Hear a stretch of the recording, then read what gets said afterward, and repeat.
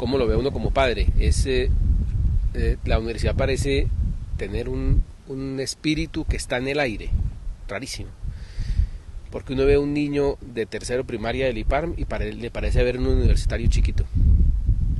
¿Qué es este universitario chiquito? Anda con desparpajo, no le importa la manera como está su presencia, desconfía de los profesores y tienen una relación esquizofrénica con la institución, la misma que mencionó Sergio, y es que se sienten orgullosos de estar aquí, pero no tienen ningún sentido de pertenencia con ella.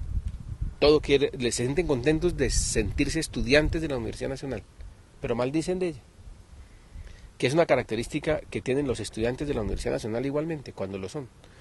Y yo siempre me he preguntado cuál es el camino por el cual estos muchachitos están impregnados del espíritu universitario de la Universidad Nacional desde pequeños, y no me lo imagino, pero son así. Te haces a la entrada del colegio y ves salir a los futuros estudiantes de la Universidad Nacional con el mismo comportamiento. Porque tú los ves en la calle y diferencias inmediatamente un estudiante de los Andes de un estudiante de la Nacional. Inmediatamente. La diferencia no solamente por la pinta. No solamente por la pinta, sino por el comportamiento, por la manera como camina, cómo se relaciona con los demás, por su relación de irreverencia con todos. Es realmente interesante mirarlo. Cuando uno ocupa oficinas públicas, como me pasó a mí, y llegaban los estudiantes de la Nacional, ellos no llegaban a presentar una propuesta, sino parecían en una manifestación. Exigimos se nos entregue parte de los recursos públicos, porque así son, así son. Pero tú lo ves de manera un poco... Yo no sé, yo no, ¿Es bueno o es malo? ¿Te produce eso? no sé. Porque parece un poco ambigua la... Sí, señor, no digo que si eso es bueno o es malo, me llama la atención que así sea. Yo preferiría, por supuesto, que ellos se dieran cuenta más que pues que esa sensación de orgullo de pertenecer a la universidad también canalizara esfuerzos porque la universidad fuera mejor. Pero como la universidad es una cosa ahí del Estado, entonces se sienten orgullosos de pertenecer a ella por la tradición de desórdenes, por una cierta tradición de lucha, por una cierta imagen de que esto está con los sectores populares, pero además porque tiene buenos resultados académicos, cosa que también se refleja en el colegio. El colegio es bueno en los resultados del ICFES, es el primero y a veces el segundo en colegios públicos en resultados del ICFES, pero no sé por qué, no es muy claro por qué, porque los recursos que tiene son realmente muy escasos.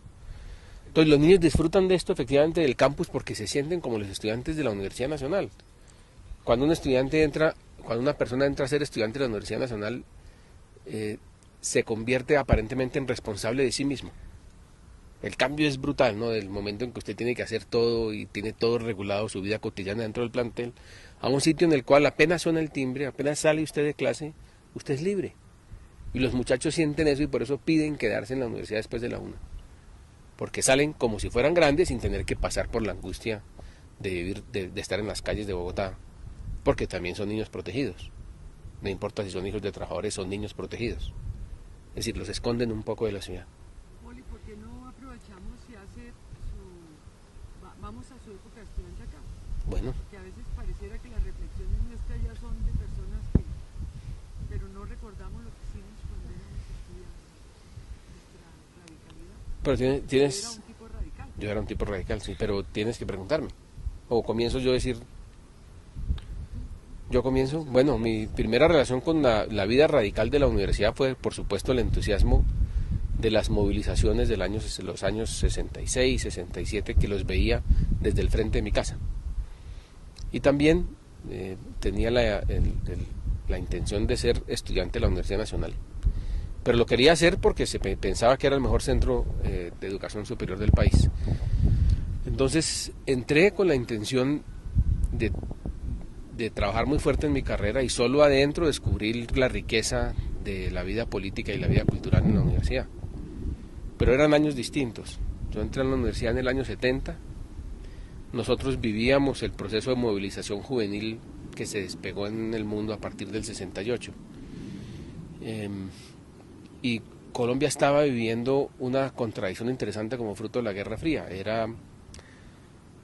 pues un gobierno es sumamente autoritario, pues el gobierno de Pastrana, que expulsa a Piero por cantar en un parque, que era un asunto inaudito, y una cierta percepción de que el mundo iba siguiendo una cierta rueda de la historia que lo iba a llevar de manera natural al socialismo.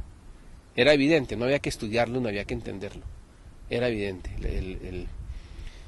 el auge de los movimientos juveniles junto con el hecho de que el número de países que entraban a la égida socialista era cada vez mayor.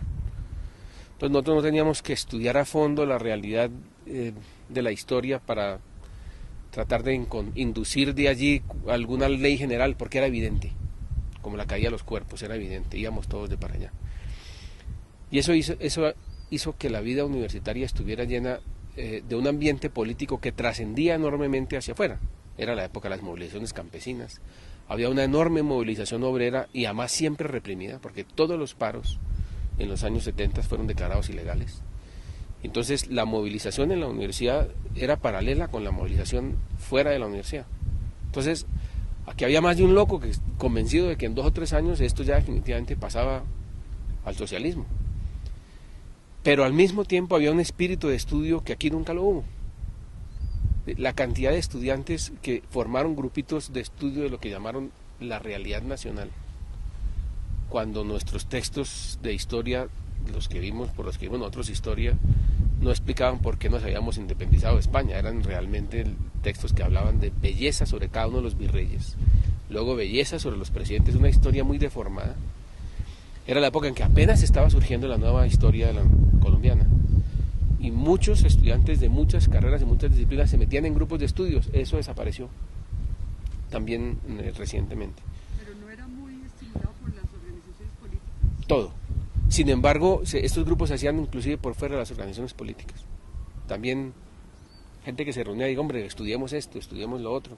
Yo participé por lo menos en 4 grupos así de estudio que por supuesto subían y bajaban muy fácilmente, pero eran motivados por estudiantes que querían estudiar filosofía, yo estudiaba física, eran estudiantes que querían estudiar la realidad nacional, y eso se presenta, o estudiar la Universidad Nacional, también hice parte de un grupo de personas motivadas, sin hacer parte de organizaciones políticas, motivadas con la idea de que estábamos en la rueda de la historia. Ahora, eso en el caso de la vida personal mía cambió, pues cuando pasé unos días en la cárcel. Entonces, pues en alguna movilización estudiantil terminé detenido acusado de haber matado a un caballo. El caballo lo mataron a las 2, pero a mí me detuvieron a las 12. Estuvimos 15 días allí, yo por supuesto ahí... ¿15 días en dónde? En la universidad, en la cárcel distrital, que fue, después descubrí cuando me tocó estudiar los temas de seguridad, fue hecha para llevar a la cárcel manifestantes. En realidad se construyó para eso, con el nuevo código de policía aprobado en el 70.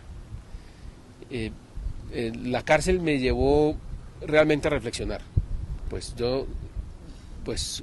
Durante los primeros días estuvimos con presos comunes y me di cuenta de los riesgos. Es decir, vi el aparato de Estado funcionando de manera completa. Y en ese momento tomé la decisión de si algún día me metía en eso, de veras debía hacerlo de manera mucho más consciente. No puede uno jugar con sus libertades de esa manera. Entonces, al salir de eso, tomé la decisión de regresar al estudio, no volver a participar en nada de esto. Y más adelante sí decidí que el problema era por fuera. Comencé a reflexionar sobre la actividad de los estudiantes en la Universidad Nacional. Y me pareció un poco tonto darme cuenta que los estudiantes, la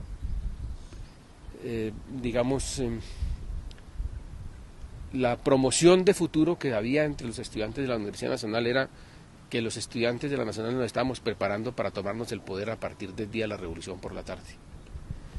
Yo dije, y eso es muy frágil, y eso está todavía presente. Ni los profesores, creo, ni los estudiantes son conscientes de que estamos preparando personas para vivir en la sociedad que tenemos, mejorarla sí, pero en la sociedad que tenemos. Entonces el énfasis en la crítica es excesivo, en una crítica desde el punto de vista de darse cuenta que toda promoción de valores que actualmente se sustentan la sociedad tal y como está actualmente es equivocada porque produce contradicciones, y eso es lo que se hace en la Universidad Nacional con el énfasis excesivo en lo crítico. Bien, pero entonces a partir de allí mi trabajo ya fue por fuera. Entonces premilité en grupos armados y especialmente tratamos de vincularnos al movimiento obrero con personas que, siendo estudiantes de la universidad, le bajamos mucho al ritmo de estudio para poder hacer nuestra vida política afuera. Era una vida clandestina, ¿sí? Era hasta cierto punto de vista, no, digamos, era paralela, porque pues sí hubo una premilitancia en un grupo militar, pero era una facción de ese grupo paramilitar que entre otras terminó medio expulsada y amenazada de muerte por el grupo, porque no era militarista. Entonces lo que sucedió es que uno comienza a armar grupos y cuando uno cree que algunos de sus compañeros hacen parte del grupo de uno, del grupo de uno, descubre que en realidad uno hace parte del grupo de ellos. Entonces una persona del ELN estaba ahí con nosotros y un día nos confesó que nosotros éramos parte de ese grupo al que no alcanzamos nunca a militar, entre otras, repito, porque pues había amenazas de muerte sobre nosotros, porque era un trabajo sindical y pues no era un proyecto militar. Entonces terminé la carrera con algunas dificultades y fui a trabajar en la Universidad de Antioquia, en donde hice mi trabajo como profesor, pero también la idea era que yo viajaba a Medellín para contactar grupos obreros y tratar de meterlos en el proyecto que teníamos, que no era un proyecto nunca muy desarrollado. Eso se fue simplemente diluyendo con el tiempo y narra mi relación con la universidad desde el punto de vista político en mi época de estudiante. En mi época de profesor ya en la Universidad Nacional fue totalmente distinto. Ya fue... Pero antes de seguir allá, Paul, ¿cuáles eran como los lugares más importantes para la interacción social entre los estudiantes e inclusive La cafetería central. políticas? La cafetería central. La cafetería, la nueva. La vieja. No, pues yo entré cuando todavía estaba la vieja. Ah, ya. La cafetería vieja era un sitio realmente estimulante para todo tipo de cosas. Y hacía buena parte del deseo de uno de vivir en la universidad. Entonces yo inclusive de vez en cuando iba a almorzar allá, a pesar de que vivía cerca de aquí. Y había un rito entre los estudiantes, todos almorzábamos, ahí medio a las 2 terminábamos de comer la cola de ratón con arroz, porque eso eran unas porciones gigantescas. Y la comida tenía el picantico de la fritanga hecha con desaseo. Nos encantaba comer allí. Y los pedazos de vaca que parecían de corraleja, ¿no? Esos pedacitos de vaca que nos daban, yo nunca sabía si eso tenía hueso o carne. Era muy abundante por $1, recuerdo, por 30 centavos. Era muy barato. Pero lo que era muy bonito era que apenas llegaba a las 2 que todo el mundo terminaba, los encargados del aseo de la cafetería recogían todo, aseaban todas las mesas y entrábamos todos a estudiar. Y ahí estábamos en jornadas hasta las 10 de la noche. Todo el mundo sentado en las mesas en el mismo recinto estudiando. En ese entonces aún no estaba la biblioteca central que actualmente existe, estaba apenas en construcción. El campus parecía un escenario bombardeado, era terriblemente lleno de barro. Estaban apenas en construcción los edificios del proyecto del BID. Por ejemplo, la torre administrativa, donde ahora queda enfermería, y la biblioteca central y el León de Grave.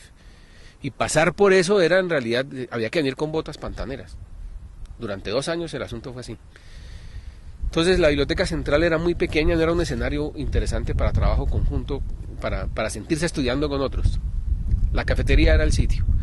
Y los sitios de asambleas eran esos, y eran asambleas sumamente nutridas, era un movimiento de mucho auge de la movilización popular.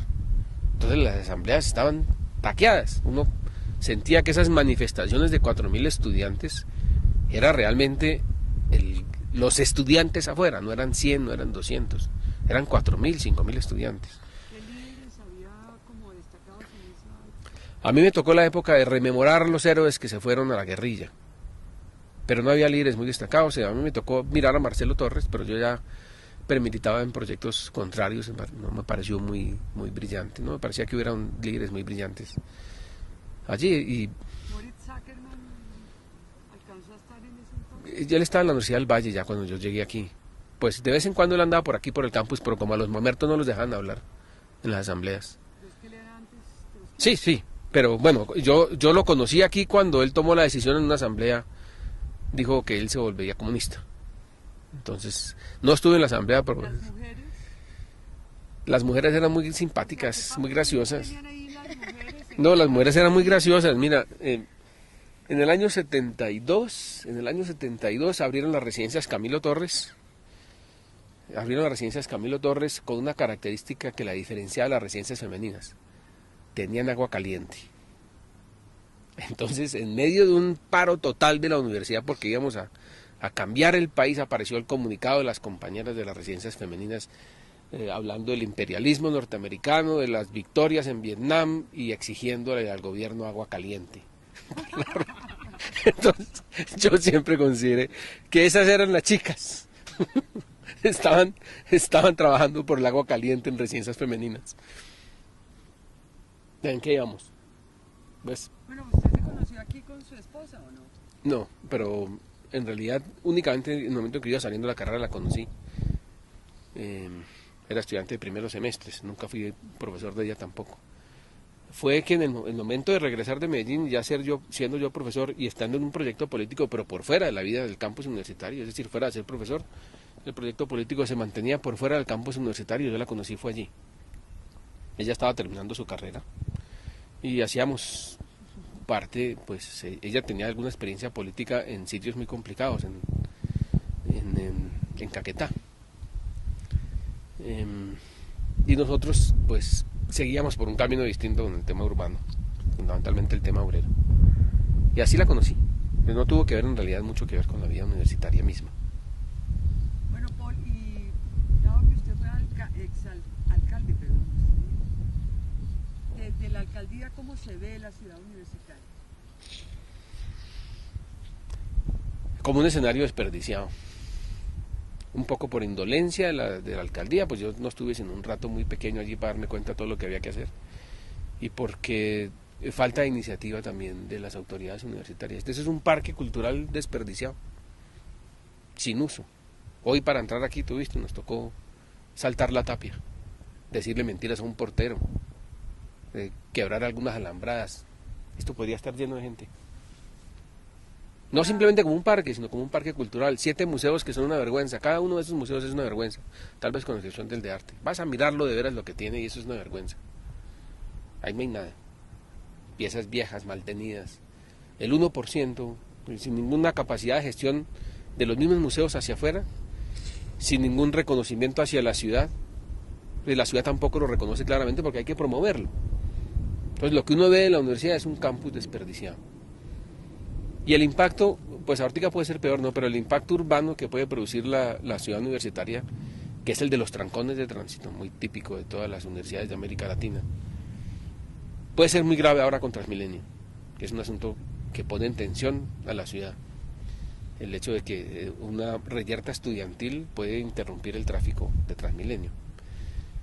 Mi experiencia en la Universidad de Antioquia fue muy simpática, porque allá lo primero que descubrí fue esto, que no se lo he comentado. Cuando yo conocí a la Universidad Nacional como vecino de la zona, la universidad estaba cercada por un alambre de púas, como una finca. Y era el símbolo de la autonomía universitaria ese alambre de púas. Cuando entraron los tanques a la universidad en el año 68 o 67, tumbaron la cerca y la universidad y el campus se abrió. Recuerdo que la universidad estaba rodeada por los mogoncitos de postes puestos cada 1,5 metros, que son los de una finca, que era lo que... además, repito, ese con alambre de púa era. Los buses entraban a la universidad, ¿no? El bus municipal número 4 le daba la vuelta al campus universitario y era en el 63, se los tomaban para hacer revueltas estudiantiles. El zoológico de la universidad quedaba aquí, ahí quedaba el tigre. Y uno venía a veces allí a mirar cómo cuando el león tenía hambre, entonces un celador le daba un perro para comer. Sí, le daba un perro para comer, le echaba el perro. Pero aquí veníamos a mirar el serpentiario que queda aquí todavía. Es ahora uno de los viveros del departamento de biología. Y creo que por ahí todavía quedaba la jaula del cóndor, que hace un poco se destruyó, ahí había 3 cóndores. Y era el zoológico de la ciudad, allí. Tenido pues de esa manera, ¿no? Con un celador que le daba a comer perros que encontraban por ahí. Pues ahí la leyenda que a nosotros nos contaron era que en alguna ocasión un famoso Guido Gómez, de pronto tú lo conociste mejor que yo, un día le quitó las llaves de la jaula del tigre al celador y amenazó con soltar el tigre si no ponían habilitaciones, que viniera el rector porque estaban tratando de quitar las habilitaciones. el tipo de vida que tenía la universidad en ese entonces. Pero entonces quitaron la cerca y la universidad tenía ya libre acceso, sin ningún problema. En todo caso, antes era libre acceso, no había casi porterías. Cuando llegué a la Universidad de Antioquia encontré una universidad cercada. La Universidad de Antioquia construida por el BID en esa sede tan bonita que tiene actualmente, que me parece una unidad arquitectónica muy bella. Tenía una cerca y en ese entonces la cerca era considerada nuevamente como el símbolo de la autonomía por los estudiantes. Cuando regresé a la universidad en el año 78, a la universidad la acaban de cercar otra vez. Supe después empleando la plata que tenía la universidad dispuesta para la piscina. Entonces el rector Aljure utilizó esa plata para ponerle la reja a la universidad. Entonces los estudiantes protestaron la malla porque los estaban encerrando. Entonces, como la vida estudiantil es siempre quejarse de cualquier cosa que se haga cambiando el statu quo es una maldad, siempre. Entonces cercaron, y a mí me llamaba mucho la atención esa diferencia entre el movimiento estudiantil de la Universidad de Antioquia, que consideraba la reja como su símbolo de autonomía, y el movimiento estudiantil de la Universidad Nacional, que consideraba la reja como una manera de encerramiento y por consiguiente también se oponían a ella. Por eso fue la universidad que yo conocí. Entonces comenzaron a acercar la universidad y a partir de allí tal vez también a vivir ese aislamiento del campus frente a la ciudad. ¿Qué implicaciones tiene la reja en la relación con la ciudad y en la convivencia interna? A mí me parece que la reja sí trata de resolver algunos problemas de orden público internos, como por ejemplo la posibilidad de desalojar. Pues a mí me da la impresión de que en ese momento la universidad puede salvaguardarse de una crisis que puede tener tremendas consecuencias y de alguna manera, dependiendo de la relación que el rector tenga con la policía y la sensatez también de esta, pues tomar una decisión de cuándo está dentro y cuándo está fuera. A eso le ayuda la reja. Para el resto, la reja refleja buena parte del espíritu de la Universidad Nacional de cerrarse sobre sí misma. Entonces yo creo que el papel la iniciativa debe venir de la universidad y no la ha tenido, de las directivas universitarias. Mantener esto encerrado es una decisión de las directivas que en mi concepto están capturadas por los celadores, que opinan que el problema de la universidad es que no entre nadie para que no le roben los teléfonos, que en todo caso se los roban los fines de semana. En vez de que el esfuerzo sea abrir y cualquier otra cosa es un esfuerzo por controlar las consecuencias. La universidad sigue cerrada. El año pasado, voy a contarles una historia. Cuando yo fungí de secretario general, traté de conseguir que la Universidad Nacional tuviera un equipo de la B. En ese entonces, un equipo, creo que era el Cóndor, se acercó también a la universidad diciendo que quería que el equipo del Cóndor fuera el equipo de la Universidad Nacional, que por qué no tomábamos como sede el estadio de la universidad. Por ese entonces, el equipo de fútbol de la universidad tuvo un éxito tremendo que quedó de subcampeonato en la C. Creo que quedó subcampeón en la C. Perdiendo en la final con un equipo de profesionales que tenía la Universidad Central, que contrata jugadores profesionales. Fue un mérito gigantesco para un equipo de la Universidad Nacional, con mucho esfuerzo porque eran estudiantes, no eran deportistas, eran estudiantes. Entonces hicimos un esfuerzo porque el campeonato de la C se hiciera aquí. Tuvimos el primer partido con mucha dificultad porque cuando fue a comenzar el campeonato me llamaron los organizadores a la Secretaría General a decir que el árbitro no estaba dispuesto a pitar si no había policía. Porque el árbitro es la primera autoridad de policía en un estadio y requiere de la policía, del cuerpo de policía cuando se vienen los jugadores a pegarle. Para hacer valer las órdenes del árbitro en todos los estadios del mundo, el árbitro es el que se vuelve el comandante de la policía dentro del estadio. Y sin policía el árbitro dijo, yo no pito. Resolvimos el asunto entrando la banda de la policía. Entonces vino la banda de la policía a tocar el himno nacional y allá tenía sus bolillos al lado pues de sus instrumentos por si las moscas. Para el segundo partido ya no se pudo y le ensayamos sin traer policía, pero era ridículo. Finalmente al tercer o cuarto partido ya la Federación de Fútbol, la encargada de organizar el campeonato, dijo que casi no podía seguir y se acabó el tema. Pero la universidad sigue igual. En la Universidad Nacional no hay un cajero automático. Entonces, ¿qué es lo que nos hace extraterritoriales? Creo que hubo un rector que dijo que la universidad no tenía, pues lo dijo explícitamente, no tenía por qué cumplir las normas urbanísticas, cuando la Embajada de los Estados Unidos, que es territorio norteamericano, sí tiene que cumplirlas. Eso sí es territorio norteamericano. Y cuando uno se pone a mirar a Ortica, tan solo la universidad está en el proceso de legalizar sus construcciones. Pero para mí el hecho de que la universidad no tenga un cajero automático muestra la crisis de la Universidad Nacional en su inserción a la vida urbana. Pero ese proceso de aislamiento, en lo que estás diciendo, lo culpas primordialmente a las autoridades de la universidad. Actualmente creo que sí. Pero en ese proceso largo de aislamiento también ha habido conflictos con el Estado. También sí, digo yo, en todo caso el país no es el mismo ahora que hace 30 años o hace 20 años. Entonces antes la universidad estaba tan integrada a la ciudad que entraban rutas de buses y no había problemas. De vez en cuando uno de esos buses por ahí lo quemaban, los públicos, los de la EDI. Solamente después los estudiantes comenzaron a quemar buses de empresas privadas. En ese entonces había una empresa distrital de servicios públicos, pero la buseta 10 entraba a la universidad, paraba ahí en matemáticas. Y uno no entiende por qué ahorita la universidad interrumpe el tráfico. No es obligatorio. Entonces, cada vez que llega una nueva administración, pues claro, asume la inercia de lo que viene y sabe que romper eso es muy difícil, puede haber intenciones de hacerlo.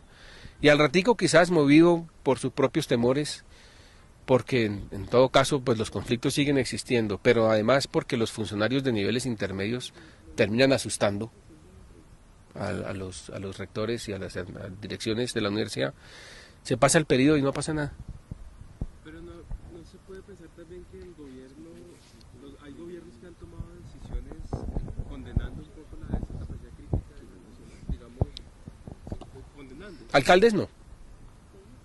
Es decir, recordemos en todo caso Bogotá tiene alcaldes electos solamente desde el año 92, por comenzar el nuevo periodo, pues constitucionales, ¿no?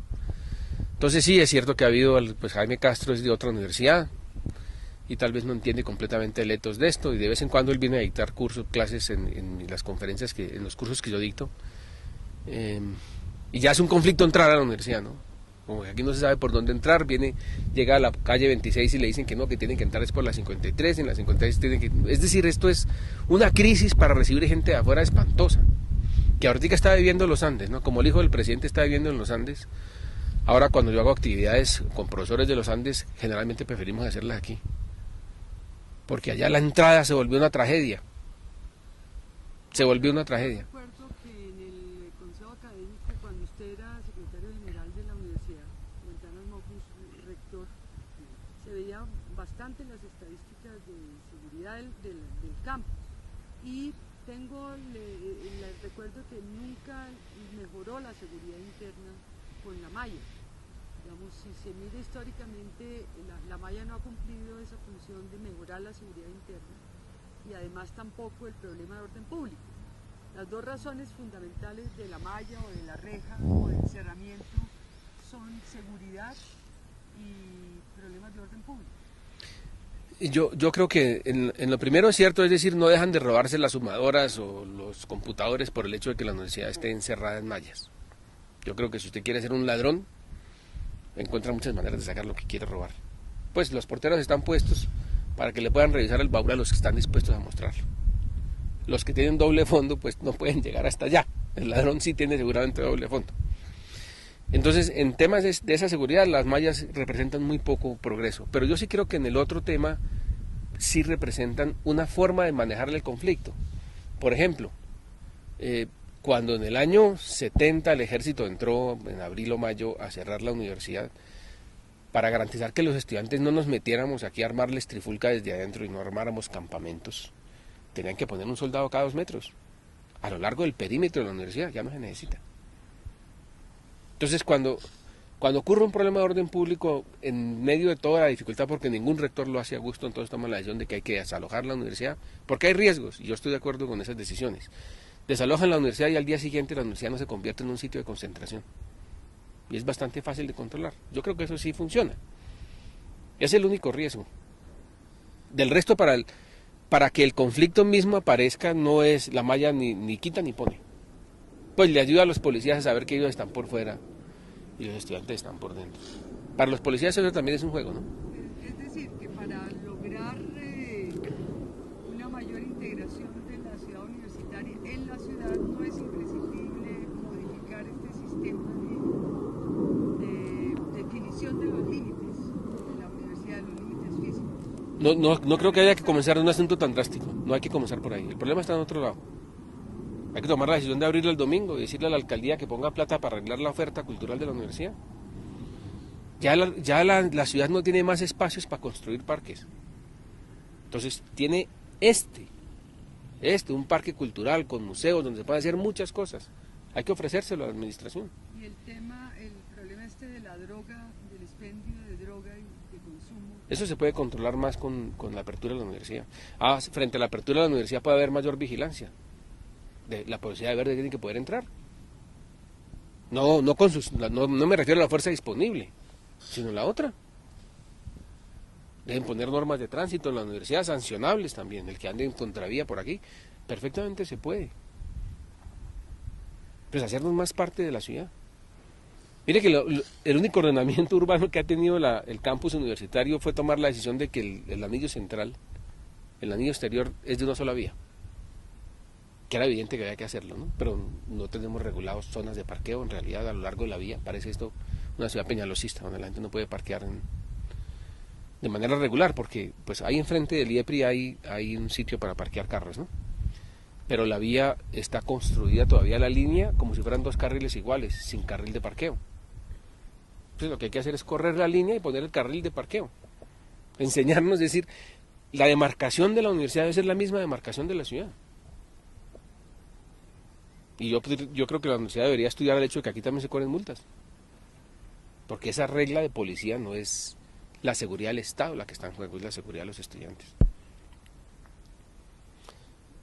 Entonces a la universidad le hace falta que esto mantenga su espacio especial, pero que los ciudadanos sientan que esto es más de libre entrada, y hay maneras de hacerlo sin necesidad de acudir a eso drástico, de convertir en espacio público lo que es el bien fiscal, que de vez en cuando vienen solicitudes, ¿no?, para que la universidad considere esto como espacio público, que no lo es un bien fiscal. Pero su tratamiento puede ser el tratamiento semejante al de un parque. ¿Cuál es la diferencia entre espacio público y bien fiscal? El bien fiscal se maneja por el derecho privado, pero pertenece al Estado. El Palacio de Nariño no es espacio público, usted no puede entrar allá. Pero digamos, pertenece al Estado, pertenece por consiguiente a todos los colombianos. Es decir, que la reja es legal. Por supuesto. No es un problema como el que ocurre con los cerramientos de... No, claro que no. Esto no es espacio público, esto no es un parque, no, esto se lo entregaron a una entidad pública que se llama la Universidad Nacional para que lo administre como un bien privado, rindiendo cuentas, por supuesto, de todo, pero es un bien privado, con derecho de entrada o no derecho de entrada, como el Teatro Jorge Eliezer Gaitán. Es un bien fiscal. No puede llegar ningún ciudadano diciendo que como eso es del Estado puede entrar sin pagar la boleta, no, hay porteros. Volviendo atrás, ha sido recurrente de estas entrevistas el tema del movimiento estudiantil. Pero es culpa de ustedes lo preguntan. ¿Qué pasa en esa desde tu época de estudiante hasta ahora como profesor? ¿Qué pasa con ese movimiento estudiantil? No te entiendo muy bien la pregunta, pero creo que ya me refería... ¿Qué diferencias hay? Bueno, de cierto modo las ha hecho. Sí, actualmente no hay movimiento estudiantil. Es decir, en ese entonces el movimiento estudiantil era un sector social, el sector de estos irresponsables adolescentes, que en todo caso sí lo son, que estaban en el marco de un proceso de movilización general de la sociedad, con huelgas semanales, con marchas campesinas. Y por consiguiente, el liderazgo político, que es por supuesto el que mueve a toda esa gente, el liderazgo político le hacía sentir a los universitarios que tenían no un proyecto de universidad por delante, sino un proyecto de país. Entonces, los estudiantes salían en 4.000 y 5.000 a la calle, no a defender un proyecto de universidad, sino a ser parte de toda la pelea, digamos, de toda una movilización, no pelea, toda una movilización que pretendidamente iba a cambiar definitivamente la forma como funcionaba el Estado. Sin embargo, hay algo que yo mismo tengo que reconocer que puede ser falso. En medio de todo eso, en el año 70 creo que fue, yo lo puse como una muestra de que yo estaba equivocado, pero no es cierto. En ese proceso de tratar de entender la movilización estudiantil, un ministro totalmente desvirolado de Andrés Pastrana promovió un cambio en la estructura de gobierno de la Universidad Nacional y apareció el famoso cogobierno. Pero ese fue el resultado del programa mínimo. Ese fue el resultado del programa mínimo, pero el programa mínimo apareció, lo curioso de ese programa mínimo es que termina reivindicando la posibilidad de que la universidad sea gobernada por sus profesores estudiantes, transforman el Consejo Superior Universitario en un consejo compuesto por 3 profesores o 3 estudiantes. Viene el ministro de Educación, que lo promovió, Luis Carlos Galán, a inaugurar el asunto pues en la sede de la rectoría en ese entonces, la Facultad de Medicina, y le queman el carro. Y luego viene todo el proceso de combate contra el nuevo decreto, contra el gobierno reaccionario que dio el decreto. No tengo mucha noción de cómo fue que el movimiento estudiantil se dividió en ese momento, o los líderes políticos, claro, los más radicales, terminaban diciendo que no era nada, servía porque al fin y al cabo era todo parte de una justificación de lucha para la transformación final, a partir de la cual quedaban prohibidas todas las movilizaciones, como ocurre con todos esos procesos. Pero los estudiantes no se sintieron representados en eso. Cuando hubo elecciones para el cogobierno, la segunda fuerza electoral fue un grupo de lumpen que se llamaba La Plaga. Tuvieron 300 votos. Fue la segunda fuerza electoral. Lo ganó la Juventud Patriótica del MOIR. Ganaron los 3 carguitos allí, ejercidos por supuesto con una enorme irresponsabilidad, como era de esperar. Pero la segunda fuerza electoral ya era marginal y fue La Plaga, que era un grupo de matones que había dentro de la universidad, que se colaban en todas partes, matones, gente de mala leche realmente. Entonces, no había un movimiento estudiantil que reivindicara en realidad ninguna transformación, era un asunto de liderazgos políticos. Bueno, ahora eso es peor, porque los estudiantes sí andan metidos en sus cuentos cada cual, y hay un poco de liderazgos políticos tratando de convertir el asunto pues en los más radicales, pero no hay ningún proyecto estudiantil, no hay ningún proyecto de universidad. Oponerse a lo que dicen los rectores, que es como una tradición. Debe ser malo si lo dicen los rectores. Pues parte del conservadurismo de aquí, pero no hay ningún proyecto, ni ningún movimiento estudiantil, eso no existe. Una de las características de la ciudad universitaria fue en otras épocas las condiciones de bienestar estudiantil, teniendo en cuenta el ingreso de personas de estratos 1 y 2, residencias, cafetería, deporte, salud, etcétera.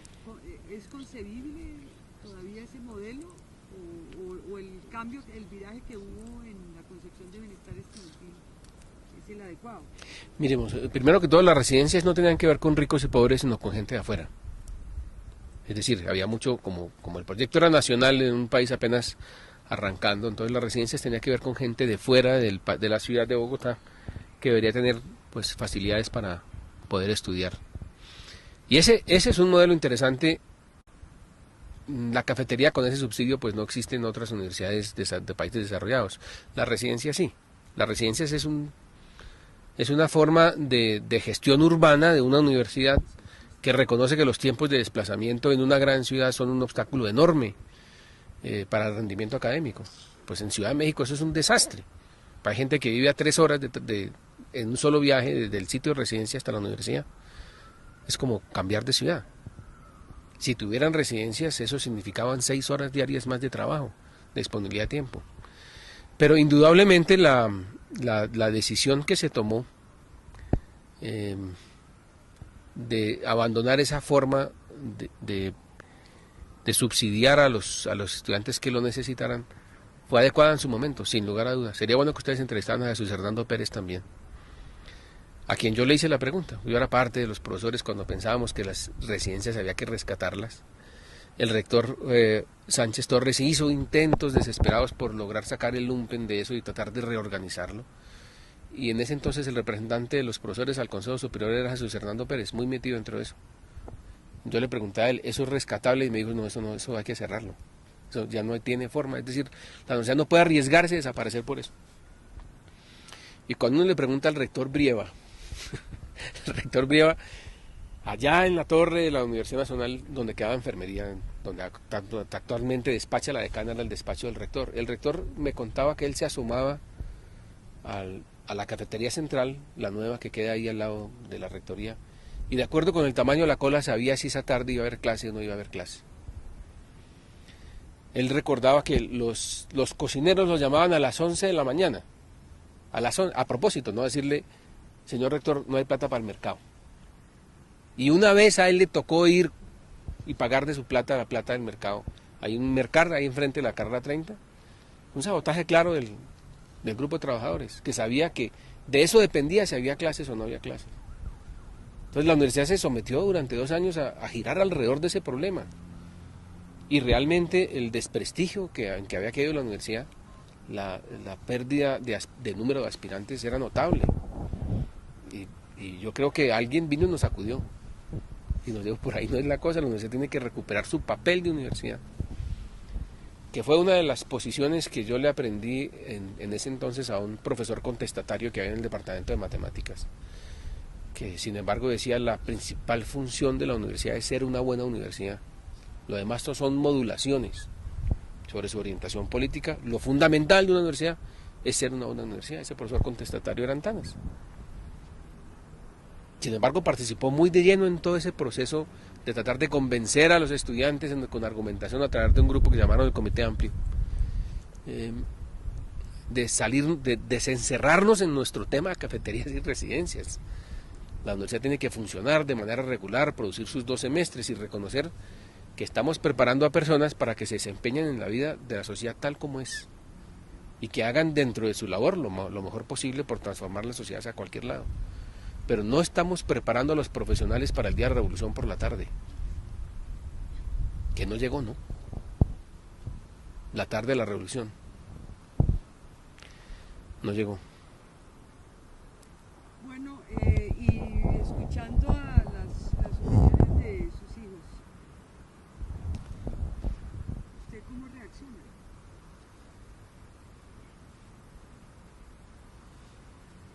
Yo creo que yo ahí mismo. ¿Qué respuesta tendría para esa, digamos, lo que decía Sergio de hay que recuperar la pedrea es algo interesante que ocurre acá? Bueno, y podemos volver al sentimiento de pertenencia, digamos. Usted ha precisado, sentimiento de pertenencia no es solamente sentir orgullo de estar en un... Sí, yo creo, pues ellos no tienen un ejemplo distinto sobre lo que podría ser el etos de la universidad manifestado de manera distinta que la pedrea. Pero por supuesto que es dramático que la universidad no pueda organizar una marcha pacífica en la Plaza Simón Bolívar con 30.000 estudiantes contra Bush. No lo puede organizar a cambio de refriegas ridículas de 50 personas de pedrea. Es decir, si esa opción se abre de una participación, por lo menos en optar por ciertas formas de convivencia en el plano internacional, que definitivamente hacen parte del etos universitario, como el no uso de la fuerza de manera arbitraria, como ocurrió en el caso de Irak, sería fantástico, pero esa opción no está. Pero claro está, al igual que ellos, yo prefiero una universidad. Yo también he trabajado en la Universidad de los Andes, he trabajado también en la Universidad de Antioquia y prefiero el estudiante de la Universidad Nacional. Ahora, Sergio, me parece que decía una cosa que creo que es muy, muy importante, y es que la pedrea es una expresión de desesperación. Es decir, todos nos preguntamos por qué no es posible la acción colectiva, de masas. ¿Qué podemos decir? Porque yo no estoy diciendo que Sergio haya hecho una apología de la pelea, sino dijo, bueno, eso es un síntoma de desesperación. Y las otras opciones estarían ligadas como a la existencia de organizaciones políticas. Usted que ha trabajado tanto en la política. Ahí hay una visión equivocada de Sergio, pero es muy tradicional sobre la tal desesperación. La pedrea combina como 3 cosas. Jugueteo. Por supuesto que hace parte de la edad, una forma de retar, es un juego, y repito, a mí me sorprendió, ahora que trabajo con la policía, reconocer que para ellos también es un juego, y les gustan las reglas, mientras no se transgredan ciertos límites, les gustan las reglas. Entonces hay un elemento muy importante que es el jueguito, que por supuesto un muchacho de 20 años tiene que llamarle la atención. Está el otro tema del liderazgo político, es decir, ese juego se manifiesta alrededor de qué consignas, de qué movimiento, de qué formas de expresión, que es el de los movimientos políticos, que por supuesto están, pues no hay ningún proyecto político serio jugando en la universidad, entre otras cosas porque los movimientos radicales no les permiten existir. Digamos, esos grupos intensos se han tomado la vocería y tratar de promover un movimiento con una mirada, digamos, no antiestado, sino máximo de pronto antigobierno, pero no antiestado, no es bien visto. No solamente no es bien visto, sino resultan agresiones. Entonces el segundo elemento es ese liderazgo político que por supuesto no se ofrece. Los partidos políticos afuera no existen. Entonces tenemos el Partido Liberal y el Partido Conservador. Es simpático lo que pasa con el PDI, ¿no? El PDI es un movimiento de socialbacanes que llegan de pronto al poder en un golpe de suerte. Aún sin experiencia de Estado, van apenas comenzando a adquirir experiencia de Estado. Es decir, van aprendiendo a dejar de ser tribunos para convertirse en parlamentarios, digamos, en su expresión en los cuerpos colegiados. Apenas comienza a aparecer ese proceso, pero uno ve paredes en la universidad, una pared, por ejemplo, que fue Sergio el que me hizo caer en cuenta, que decía Uribe, Palacios y Lucho esbirros de Bush. Un letrero ahí pues de los grupos radicales. Todo el que está en el Estado que no soy yo tiene que estar haciéndolo porque es un muñeco de Bush. Y una semana después Sergio encontró que alguien tachó con pintura a Lucho. Eso quiere decir que ese sector se puede considerar, primero que es un sector que venía pintando paredes, es de los que pinta paredes. Uno no espera que un profesor, como el caso mío, que pues estoy esperando de la expectativa de que se haga una buena gestión rectoral, yo no voy a salir a pintar, a borrar el letrero de Marco Palacios con pintura por la noche. Eso lo hacen los intensos, pero de unos de esos intensos que están dispuestos a hacer eso, ya hay alguien que sale y borra lo de Lucho. Eso quiere decir que podemos estar comenzando una nueva época en que expresiones no antiestado hagan parte de proyectos estudiantiles y proyectos universitarios serios. Es posible que entonces asuman la responsabilidad de sacar adelante no una utopía de universidad, porque eso sí por supuesto no produce sino desastres, sino la universidad que requiere el país que tenemos. No una utopía en donde no haya ninguna forma de sanción al profesor que no trabaja, más o menos. Es decir, utopías en las que todos somos buenos, que es parte de la utopía de quien no tiene experiencia de Estado. Que todo lo que tenemos que hacer es una convención internacional para que todos seamos buenos. Y una vez que hagamos esta convención, los malos se van a los Estados Unidos, supongo. Los buenos nos quedamos y todo va a funcionar bien. No hay dilemas de acción colectiva, no hay abusones, no hay gorrones. Y esos los que hemos ocupado cargos de Estado, pues sabemos que eso no es cierto. Que se necesita un sistema de control para los abusones y los gorrones. Entonces eso puede comenzar a cambiar, pero es muy largo. Es muy largo, se requiere de un proceso, entre otras cosas, de acomodación de este nuevo sector a ser parte del Estado, a trabajar dentro del Estado. Paul, usted ha tenido dos proyectos, me parecen muy importantes en la conectividad con el país. El programa con la Escuela de la Policía y la Red Bogotá. ¿Qué podría destacar, digamos, de esa experiencia, bueno, muy insólita, la creación de este programa con la Escuela de la Policía, dado la mutua prevención que existe, que ha existido históricamente entre la policía y la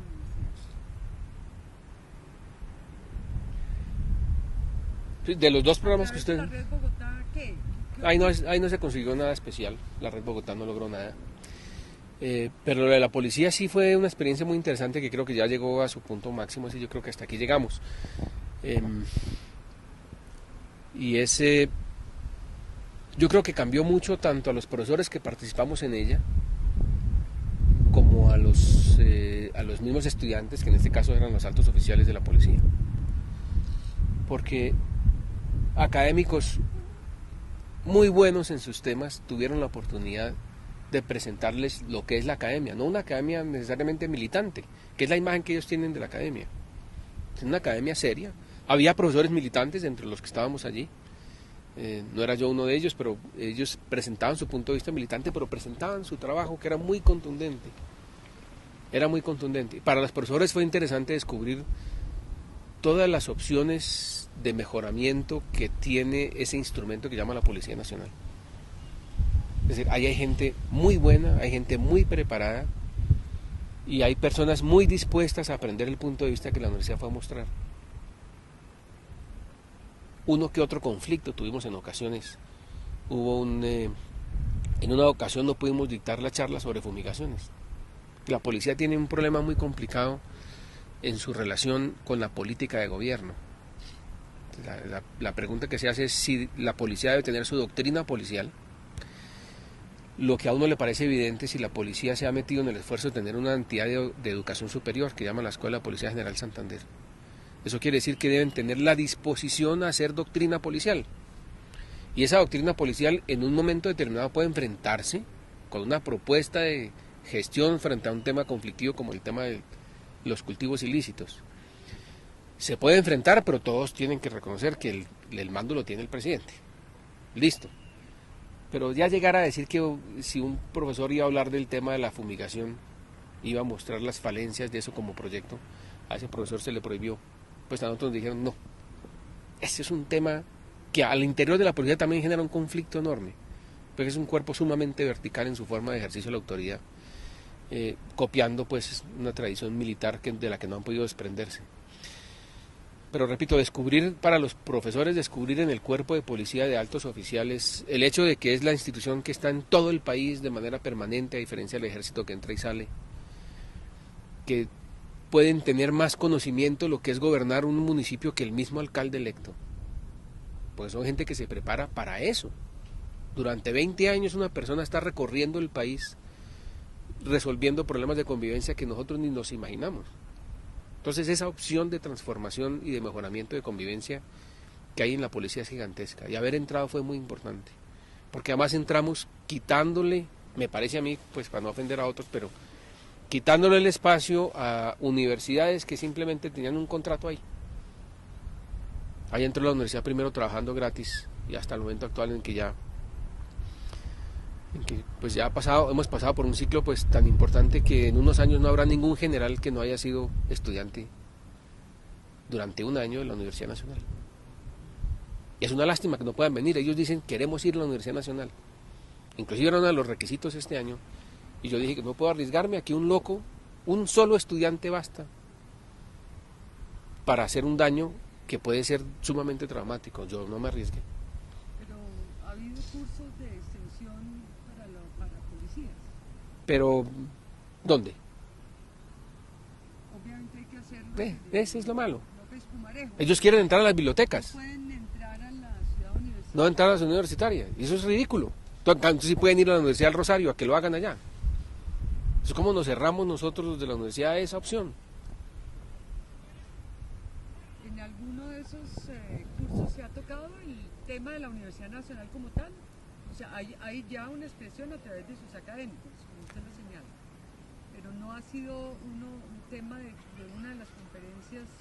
No, pero tú viviste efectivamente un momento en el que en el primer curso que se hizo fue cuando en una reyerta aquí, como dicen ellos, alguien transgredió las reglas implícitas del juego de piedra y mataron a un policía. Y estábamos en pleno ciclo de conferencias y el tema se discutió. Fue muy interesante, fue muy conmovedor además, ¿no? Sí, o sea, eso fue en la clausura. Fue la clausura. Nosotros llegábamos con una vergüenza. Nos tenían una placa gigantesca, pues, como de reconocimiento a la universidad por el curso. Entonces fue tremendo. Por fortuna, el profesor Leófilo Medina lo nombramos vocero. Sí, eso fue fantástico. Muy conmovedora. Muy conmovedora, fue un momento muy... Y ahí está esa placa, no sé, nosotros se la entregamos al vicerrector de sede, con los nombres de los profesores y los nombres de todos los mayores, diciendo que en reconocimiento de lo que habíamos hecho, la apertura que había significado ese proceso. Que no era un asunto tan tonto como decir, mire, descubrieron que nosotros los profesores también éramos seres humanos, ¿no? Éramos combatientes que confraternizábamos antes de las batallas, no, es por el trabajo que se hizo en los temas que se expusieron, en lo que tú expusiste movimiento obrero, en lo que expuso Medófilo Medino sobre la historia de la izquierda en Colombia, lo que se expuso sobre el sindicalismo. Alguno de ellos se paró en alguna ocasión y le dijo, no recuerdo a qué profesor, he estado 20 años en la policía y nunca me habían explicado qué es el movimiento sindical. Esta es la primera vez luego de 20 años. Y eso se puede hacer, por supuesto, sin asumir una actitud militante de adjetivos, no se puede mirar el proceso, la importancia que tiene para un país que haya un movimiento sindical fuerte, los riesgos que significa acabar con el sindicalismo. Y todo eso nunca lo habían recibido. Entonces, ese ha sido el proyecto quizás más relevante que he hecho yo pues desde la Universidad Nacional de Red Bogotá. Sí, era una forma de organización de la función de la universidad sobre la región, que es una crisis que tienen todas las universidades, que están organizadas por disciplinas. No tiene sentido crear un instituto de Bogotá cuando toda la universidad trabaja sobre Bogotá, pero como nosotros tenemos la percepción de que al salir de la malla llegamos a Colombia, no a Bogotá. Entonces pasamos la malla y entramos a la República de Colombia. Entonces esa visión territorial aún no ha logrado manifestarse, pero muchos profesores trabajan sobre Bogotá y son relevantes, son consultores, pero no logramos hacer que eso generara una visión. Hay como un interés muy fuerte en muchos estudiantes sobre la ciudad, o sea, uno ve que ha aumentado sensiblemente el número de trabajos de grado que tratan sobre la ciudad. Que la mencionan como tema urbano, porque todo trata sobre la ciudad. Pues yo te he contado el caso de una profesora que me pregunté recién salí, ¿estás trabajando sobre Bogotá? Y me dijo, no, hace 5 años no miro nada de la ciudad. Y entonces, ¿en qué trabajas? Y me dijo, en Madres Comunitarias en Ciudad Bolívar. Entonces ellos salen a Colombia. Entonces lo que sí hay nuevo, yo creo, y eso sí es una función nuestra, promoverlo antes de nuestra pensión, es el tema urbano. Es decir, inclusive ya cuando comienza, uno piensa que para poder entender Bogotá nosotros mismos tenemos que meternos en el proceso de entender todo el proceso urbano en Colombia, podernos comparar con Medellín, con Cali, con Barranquilla, y a pesar del esfuerzo por generar esa visión de territorio, no podemos entender nuestro territorio sin comparar con otros. Entonces el tema urbano es el que hay que promover, que es lo que ustedes están haciendo.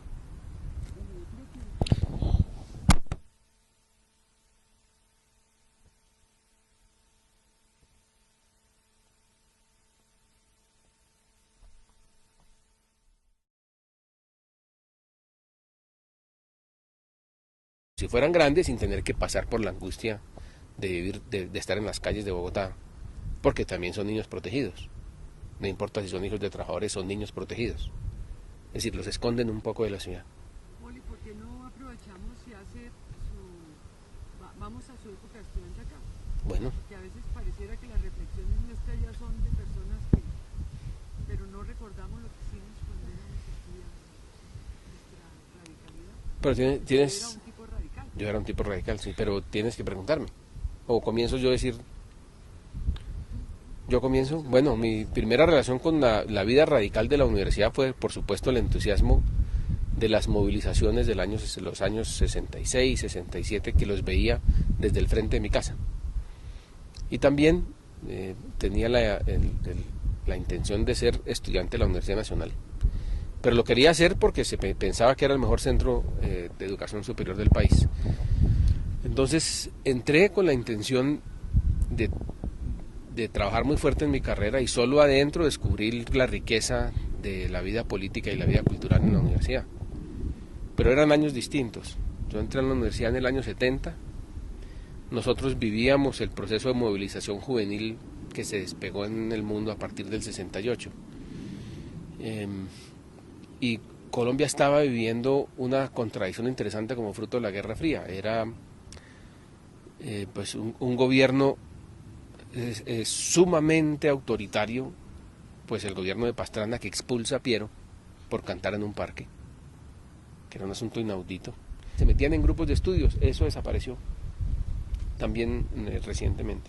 Pero no era muy estimulado por las organizaciones políticas. Todo. Sin embargo, estos grupos se hacían inclusive por fuera de las organizaciones políticas. También gente que se reunía y digo, hombre, estudiemos esto, estudiemos lo otro. Yo participé por lo menos en 4 grupos así de estudio que por supuesto subían y bajaban muy fácilmente, pero eran motivados por estudiantes que querían estudiar filosofía, yo estudiaba física, eran estudiantes que querían estudiar la realidad nacional, y eso se presenta, o estudiar la Universidad Nacional, también hice parte de un grupo de personas motivadas, sin hacer parte de organizaciones políticas, motivadas con la idea de que estábamos en la rueda de la historia.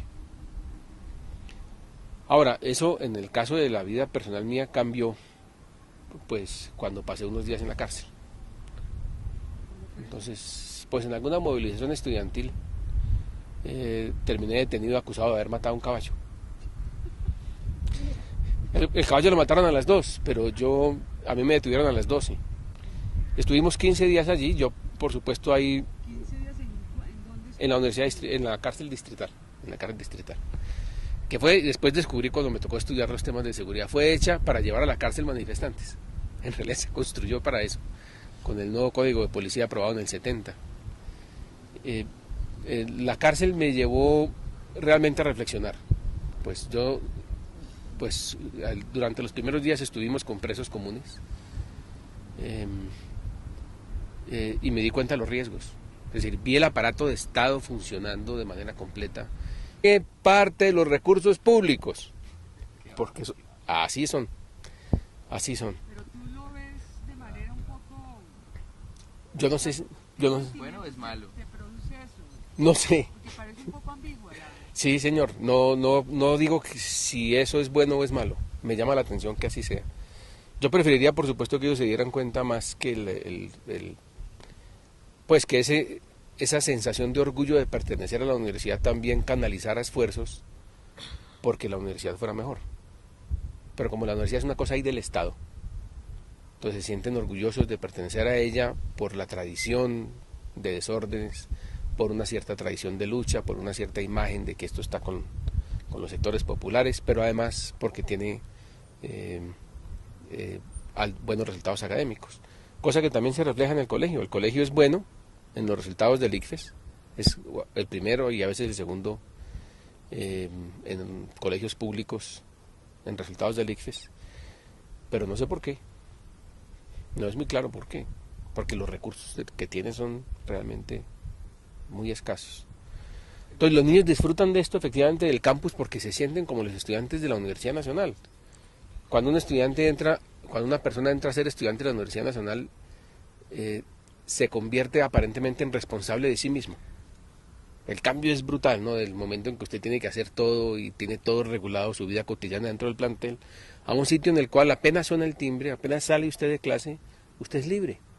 Y los muchachos sienten eso y por eso piden quedarse en la universidad después de la 1. Porque salen como...